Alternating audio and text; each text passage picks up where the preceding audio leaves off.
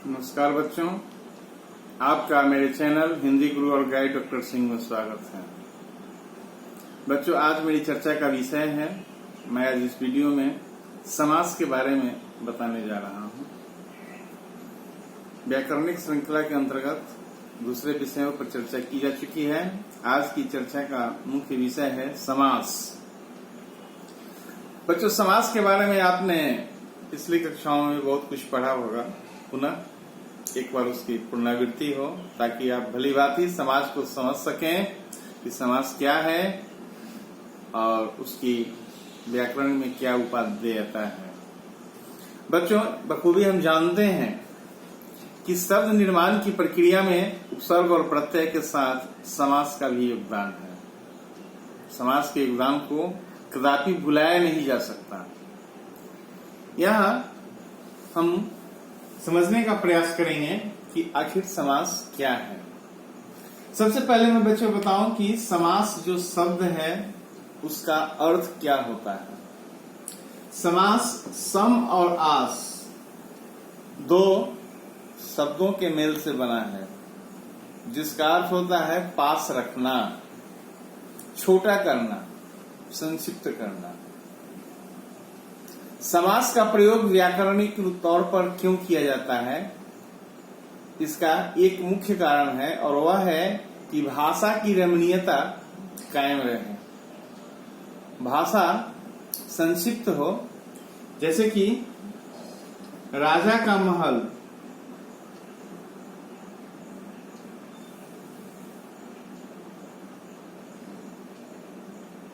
कहा जाए उससे ज्यादा सुनने में अच्छा लगेगा राजमहल।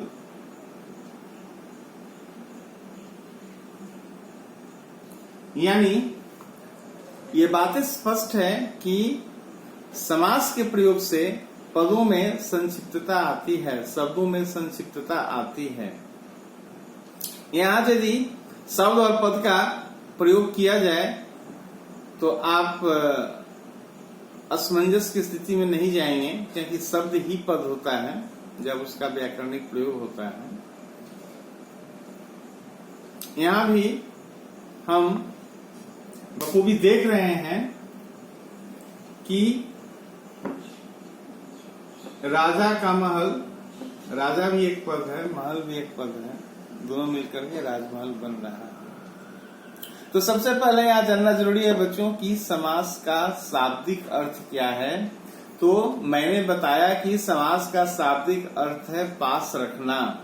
यह दो शब्दों के मेल से बना है, सम और आस, जिसका अर्थ होता है पास रखना, छोटा करना, संक्षिप्त करना।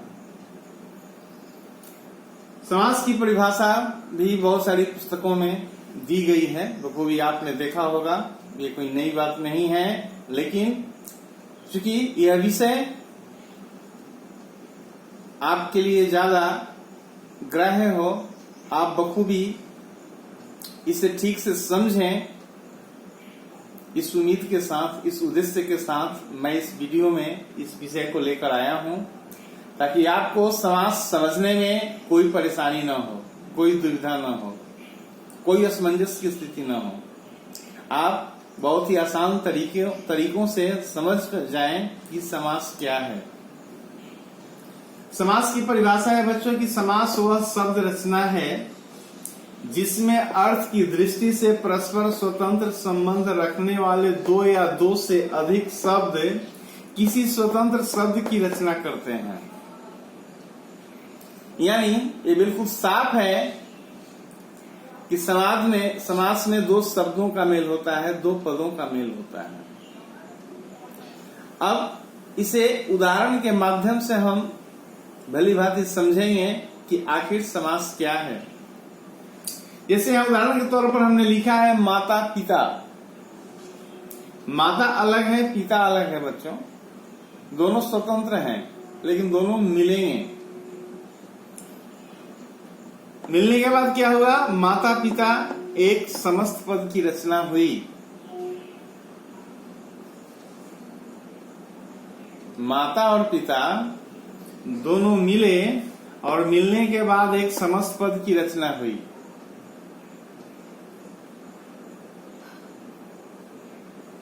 और इस माता पिता समास पद का विग्रह हुआ माता और पिता। तो यहां पर गौर करने वाली बात है बच्चों कि समास की प्रक्रिया में दो पदों का मेल होता है, दो शब्दों का मेल होता है, और इस तरह यह प्रक्रिया समास कहलाती है। महज समास एक प्रक्रिया है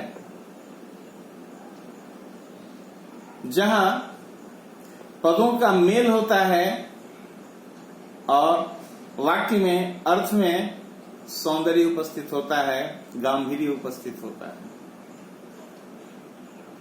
इस बात को आप ठीक से समझें बच्चों। इस समास एक प्रक्रिया है जहां दो स्वतंत्र पद आपस में मिलते हैं और एक नए पद का निर्माण करते हैं। शुरू में दोनों स्वतंत्र होते हैं और पुनः मिलने के बाद भी स्वतंत्र पद की ही रचना करते हैं, स्वतंत्र शब्द की ही रचना करते हैं। कोई उलझन नहीं है, बिल्कुल स्पष्टता के साथ समझने की आवश्यकता है। अभी तक मैंने दो तीन मुख्य बातें बताई। सबसे पहली बात कि समास शब्द का शाब्दिक अर्थ क्या है, समास की परिभाषा क्या है, और इसके बाद मैंने बताया कि समास कैसे बना है। यहां मैंने एक उदाहरण दिया, माता और पिता ये दोनों स्वतंत्र पद हैं, दोनों स्वतंत्र शब्द हैं, और इन दोनों के मेल से माता पिता समस्त पद का निर्माण हो रहा है, और उसका जो विग्रह है माता और पिता है, और यह इस तरह प्रक्रिया समास कहलाती है। और इतनी चर्चाओं के उपरांत हम इस निष्कर्ष पर पहुंच रहे हैं कि समास वह प्रक्रिया है जिसमें दो स्वतंत्र पद मिलकर एक नए स्वतंत्र पद की रचना करते हैं, जिसका अर्थ, जिसका प्रयोग भाषा में सौंदर्य को उपस्थित करता है, रमणीयता लाता है।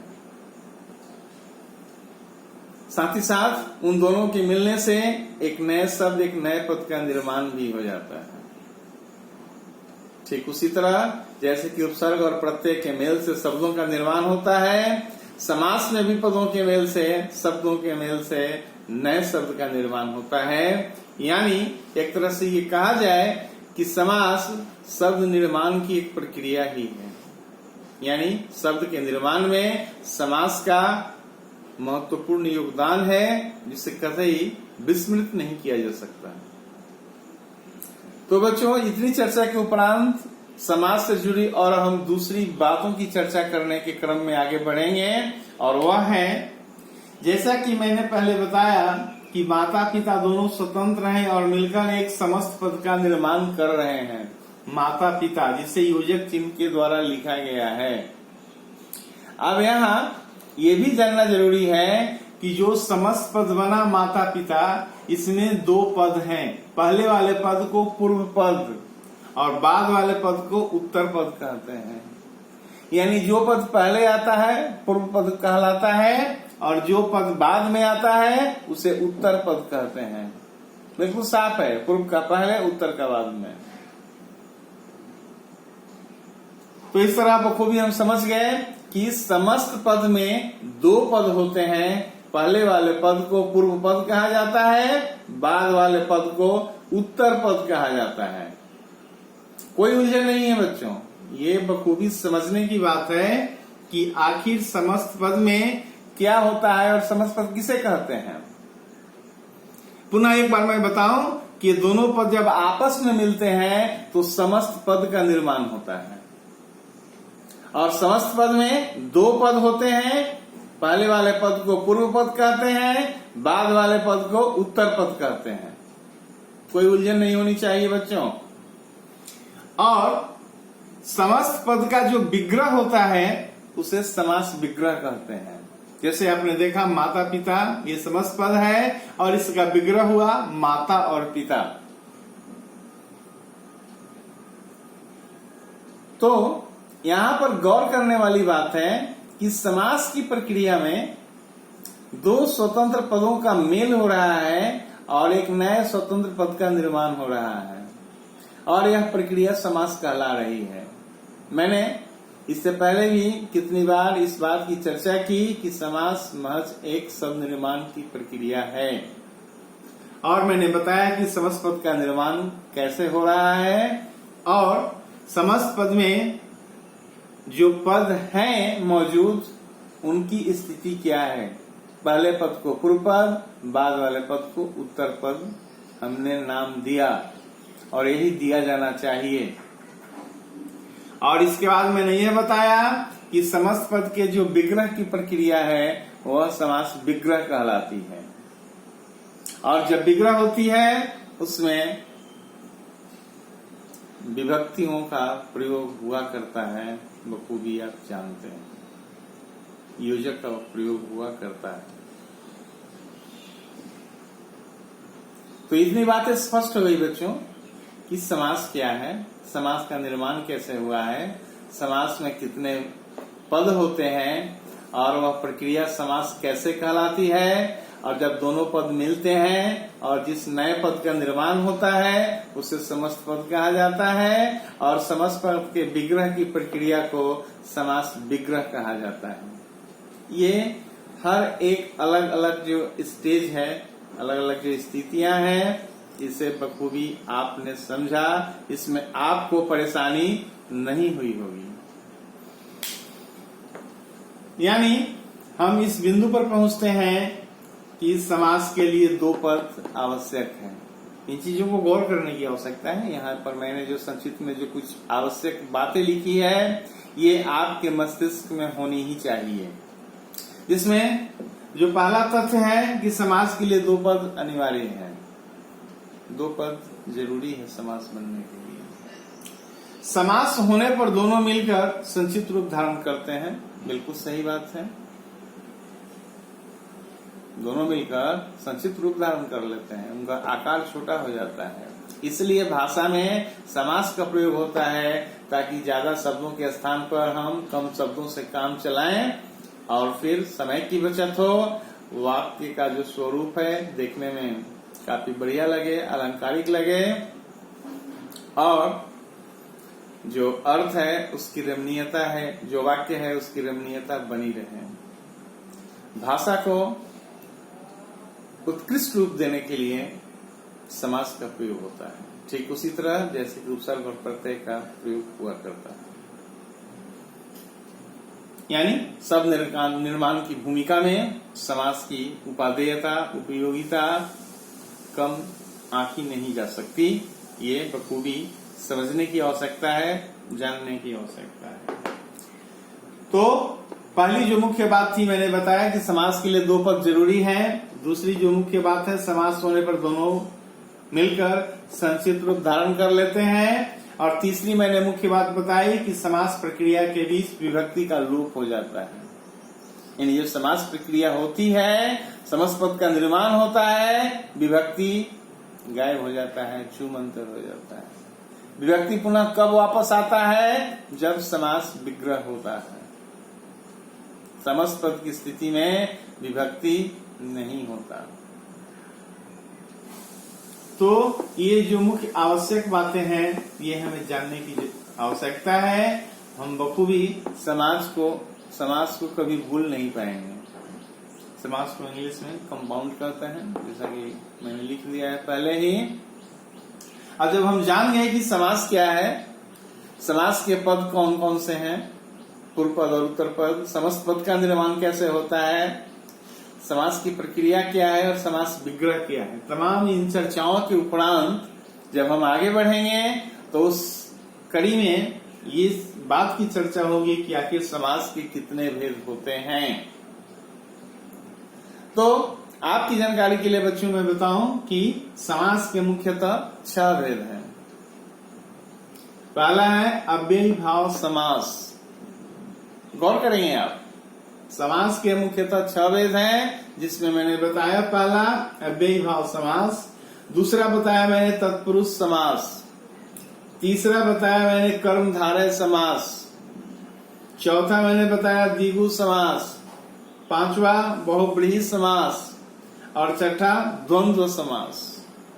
इस तरह समास के मुख्य 6 भेद निर्धारित किए गए हैं। जिसकी चर्चा आवश्यक है, जिसके बारे में जानना आवश्यक है। लेकिन इन चर्चाओं से पहले हमें आश्वस्त होना है, हमें बखूबी समझ लेना है कि आखिर समास क्या है, क्यों और कैसे भाषा में इसका प्रयोग होता है, शब्द निर्माण की प्रक्रिया में इनका क्या योगदान है, शब्द का निर्माण कैसे होता है, क्यों होता है। इन तमाम चर्चाओं को यदि हम ठीक से समझ गए तो फिर इसके आगे जब भेदों की चर्चाएं होगी तो कोई परेशानी नहीं होगी, बखूबी हम समझ सकते हैं। तो आज के वीडियो में मैं इतना ही रखता हूं, अन्यथा जब भेदों की चर्चा इसी में साथ में की जाएगी तो वीडियो ज्यादा लंबा हो जाएगा और बच्चों आपके लिए थोड़ा उबाऊ हो सकता है, थोड़ी परेशानी पैदा कर सकता है। इसलिए भेदों की चर्चा मैं पुनः दूसरे वीडियो में करूंगा। उम्मीद है कि आपने समास को ठीक से समझा होगा और इस स्थिति में इतना तो मेरा हक बनता है कि आप जरूर लाइक करेंगे, शेयर करेंगे और सब्सक्राइब करेंगे। धन्यवाद।